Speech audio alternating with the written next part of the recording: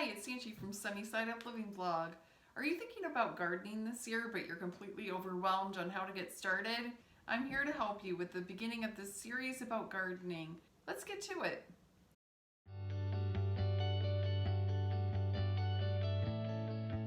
So today I want to talk to you about gardening because it's something that I've only been doing for a couple of years, and I actually started doing this at our old home, which was in a subdivision. I had just a really small space that I would garden in, but now that we are in a bigger space, we have about 3 acres here, and we have a sizable garden. I wanted to share with you a few ways that you can get started with gardening that aren't daunting. People feel like they need to spend a lot of money to garden, or they actually have to have a dedicated gardening space, and that's not really true. You can garden with just a couple flower pots. You can stick with something simple like starting out with herbs if you like to cook with a lot of herbs. So you don't have to go full bore your first year, and in fact, I recommend that you start small no matter what you do. Gardening is a great hobby, and it's a great activity to do with your kids too. So if you are homeschooling your kids, or if they're actually in a regular school but you want them to do something enjoyable or learn how to do something on their own, and growing your own garden, no matter what size it is a great skill to teach. Another product that I really love is my vertical planter. It's called Greenstock, and it's made in the USA, and the plastic is all food safe, which is always a concern of mine. I love their product, and what's great about it is you just stack tiers one on top of the other. So if you're a brand new gardener and you're thinking that you might want to grow some herbs and some strawberries and maybe some peppers, smaller plants like that, I would highly recommend that kind of product because you can actually plant a decent amount in that and not have to use up a lot of space. You literally could just put that on your patio as long as it gets a lot of sun and just let it do its work. You'll have easy access to water it, and that's all you'll have to do, and you'll have great success. And then when you want to go a little bit bigger, you can. One of the reasons why I really like to garden and why I think it's a great hobby is because you are learning how to grow something for yourself. Any tomato or carrot or pepper that you grow on your own is going to taste so much different and so much better than anything that you can buy in a grocery store. We forget that anything that you find in a grocery store is something that has to be carted from one location to another in a giant truck. It can be days, it can be weeks, sometimes before it even gets to that grocery store.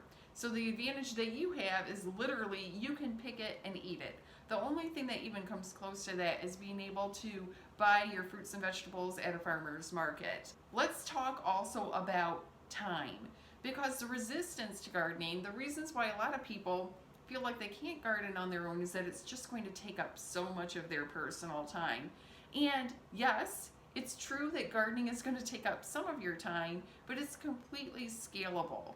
So if you have a lot of downtime, you could probably plant a lot more. If you don't have a lot of dedicated time for gardening, still want to start small because it's a lot to learn. It's not daunting to learn, but everybody has a learning curve when it comes to gardening. Plant something, you learn the lessons with it, you hopefully do better next time, or you have great success and you can start with more confidence the next year when you get back to gardening again. Another reason I really like gardening is just because it's great low impact exercise, right? You're bending down, you're stretching, you're reaching, you're lifting, and all of that is good for your mobility. So here's another tip that I have about gardening, and that is that you have to have some kind of plan.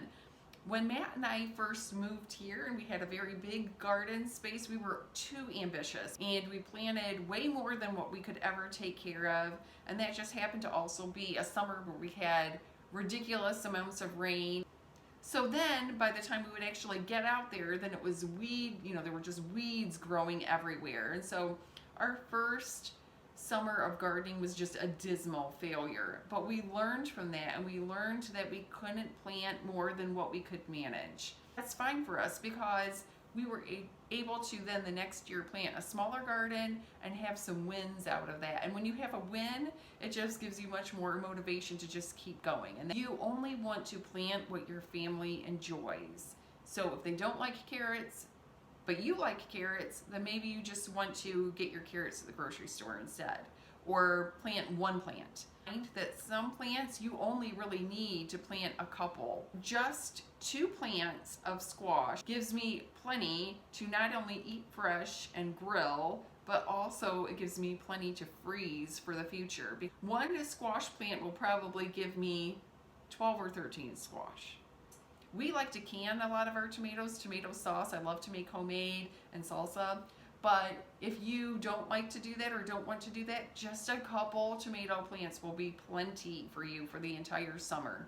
So another thing I wanted to talk to you about today is sources. And if you go to sunnysideuplivingblog.com, that's my blog, I will actually list some of my favorite sources.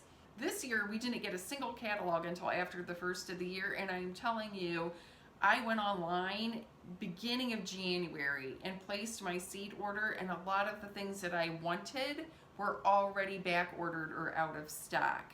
So don't wait long. Another good source is your local farm supply, like a Tractor Supply or a Rural King.